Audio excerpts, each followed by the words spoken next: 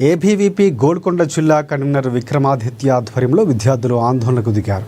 Fee reimbursement విడుదల చేయాలని నిజాం కళాశాల విద్యార్థులు నిజాం కళాశాల నుంచి బషీర్బాగ్ చౌరస్తాలోని బాబు జగ్జీవన్ రావు విగ్రహం వరకు ప్లకార్డులు ప్రదర్శిస్తూ నిరసన ర్యాలీ చేపట్టారు.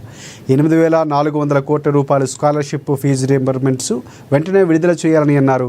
పేద విద్యార్థులు ఎంతోమంది స్కాలర్షిప్స్పై ఆధారపడి చదువుకుంటున్నారని, వారికి అన్యాయం జరుగుతుందని చెప్పారు. విద్యాశాఖ మంత్రిని నియమించాలని ఈ సందర్భంగా వారు డిమాండ్ చేశారు.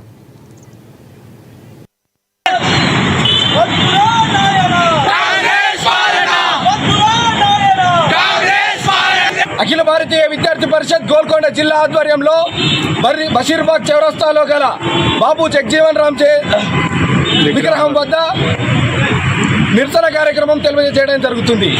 ఎందుకంటే ఈ నిరసన కార్యక్రమం తెలంగాణ రాష్ట్రంలో 8,500 కోట్ల రూపాయల పెండింగ్లో ఉన్న స్కాలర్షిప్ ఫీజు రియంబర్స్మెంట్లను వెంటనే విడుదల చేయాలని రేవంత్ రెడ్డిని డిమాండ్ చేయడం జరుగుతుంది. తెలంగాణలో ప్రఖ్యాతిగాంచిన కళాశాలలు ఎన్నో ఉన్నాయి. తెలంగాణలో గవర్నమెంట్ కళాశాలలు ఎన్నో ఉన్నాయి. పేద విద్యార్థులు ఎంతోమంది ఈ దానిపైన ఆధారపడి చదువుకుంటున్నారు. అయినప్పటికీ ప్రభుత్వానికి చలనం లేకుండా విద్యా వ్యవస్థను పూర్తిగా నిర్లక్ష్యం చేస్తూ తెలంగాణ రాష్ట్రంలోని విద్యను కునారిలే చేస్తున్న ప్రభుత్వాన్ని ఖండిస్తున్నాం.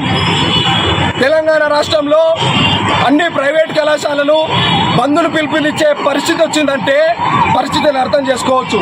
కళాశాల యాజమాన్యాలు టీచర్లకు జీతాలు ఇవ్వలేక, ల్యాబ్ ఎక్విప్మెంట్స్ కొనలేక, కాలేజీలు నడపలేక మూతపడేట్టు చేస్తున్నారు. అంటే తెలంగాణ రాష్ట్రంలో రాష్ట్ర ప్రభుత్వానికి